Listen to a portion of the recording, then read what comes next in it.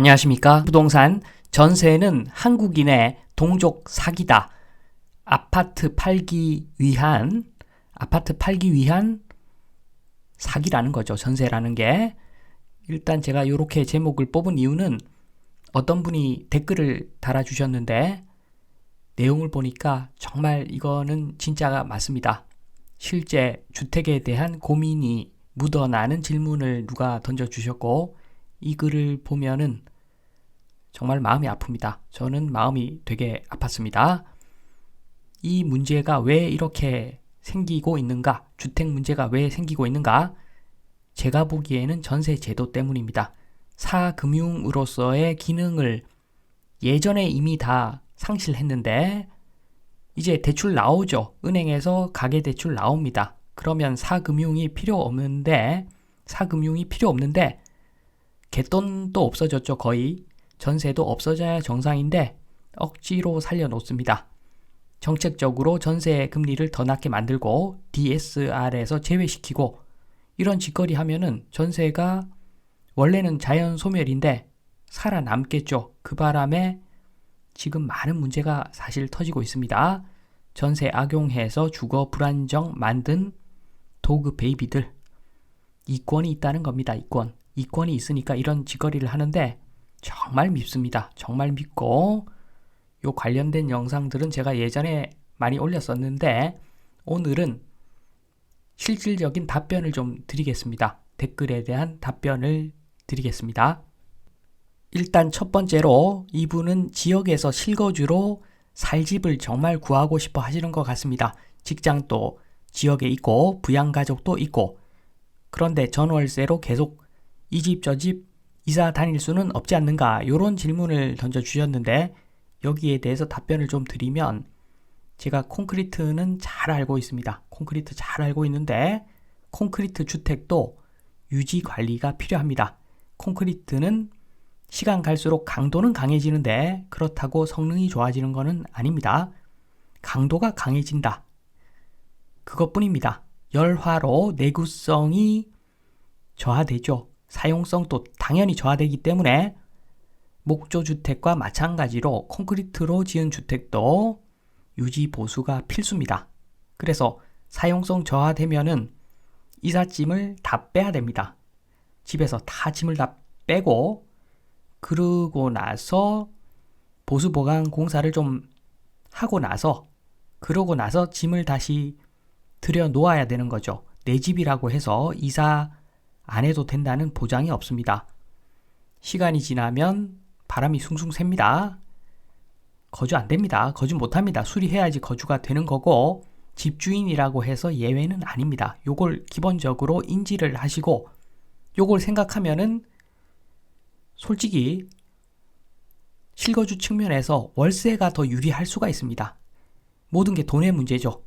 돈이 넉넉하면은 월세가 100배 살기 좋을 수가 있습니다. 수리된 집에서 일단 살 수 있죠. 입주해가지고 그러다가 거주하다가 노후화되면은 계약기간 끝나서 다른 새 집 또는 새로 수리된 집으로 이사를 가면 됩니다. 월세가 사실 실거주 측면에서 훨씬 유리합니다. 제가 보기에는 사용 측면에서는 그렇습니다. 그런데 지금 질문의 요지는 제가 보기에는 돈 문제입니다. 돈 문제, 금전적 문제.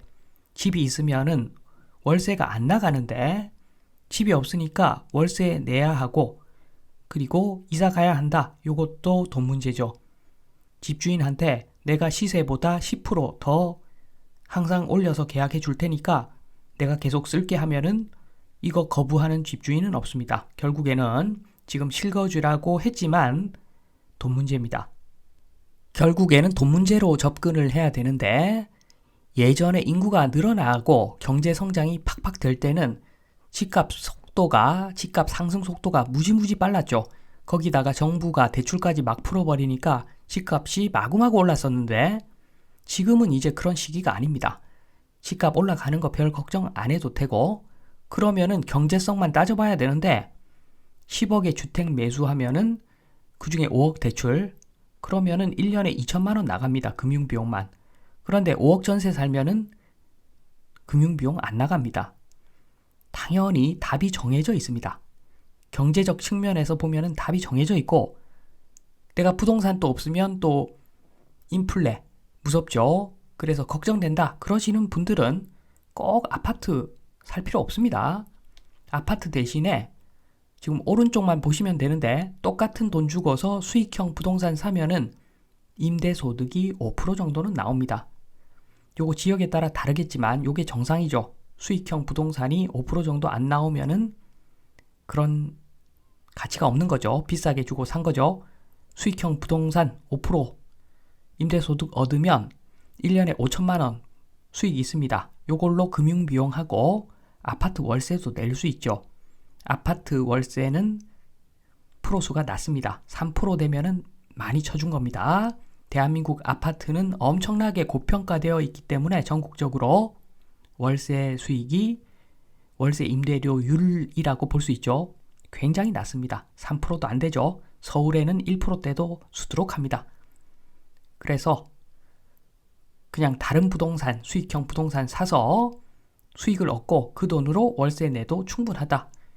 어쨌든 간에 아파트 매수하는 거는 지금 엄청난 손해를 안고 시작하는 것이다 라고 보시면 됩니다.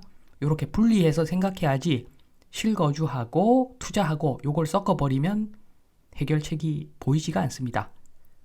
요걸 말씀드리고 싶고, 그리고 아파트 말고 단독주택을 사야 하는 건가요? 라는 질문이 있는데, 부동산 나중에 남는 것은 땅뿐입니다. 건물은 어차피 폐기물이고 나중에 남는 것은 땅인데, 아파트 땅은 정말 작은 공유지분 땅이고 그나마 단독주택 땅은 좀 넓은 땅입니다. 단독집은 나중에 남는 것은 땅뿐입니다.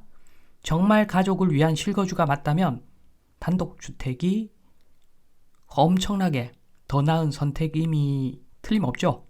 단독주택 오케이 맞습니다. 실거주가 맞다면. 지금 당장 단타로 사고 팔아서 수익 남길 거 아니라면 단독주택이 무조건 맞습니다. 주택은 지금 거래 잘 안 되겠죠. 단독주택 거래 잘 안 됩니다. 그런데 아파트 나중에 땅만 남았을 때 나중에는 거래가 불가능한 수준이 될 겁니다. 답은 정해져 있습니다. 아파트 사면 안 됩니다. 그리고 디딤돌 대출로 풀 대출 받아가지고 남는 돈으로 미국 주식 ETF 산다, 이런 질문 요지 같은데, 디딤돌 대출이 이렇게 오바되게 받을 수 있는지 잘 모르겠는데, 제가 받은 적이 없어서 대출을 이렇게 받아서 주식도 투자하겠다, 요것도 구분해서 봐야죠. 이거 다른 문제입니다. 다른 문제를 같이 생각하면 답이 안 나오죠.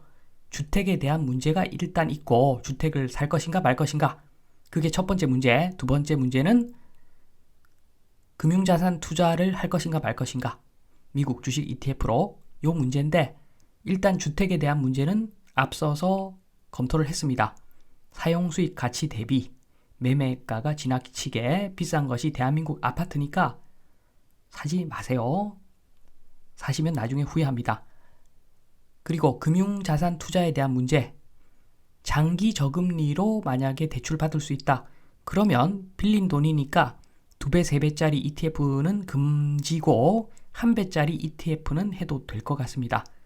물론 지금 시기상 한번 경제위기 올 수가 있는 시기라서 100% 승률을 확신할 수는 없지만, 초장기적으로 봤을 때 대한민국 저출산의 경제성장도 지지부진 그렇게 될 것 같은데, 그러면은 대한민국은 초저금리가 유지가 될 것이고, 발전하는 나라들은 어느 정도 고금리, 그리고 주식시장도 꽤 많이 오를 겁니다. 그래서 해외 투자는 답이 맞습니다.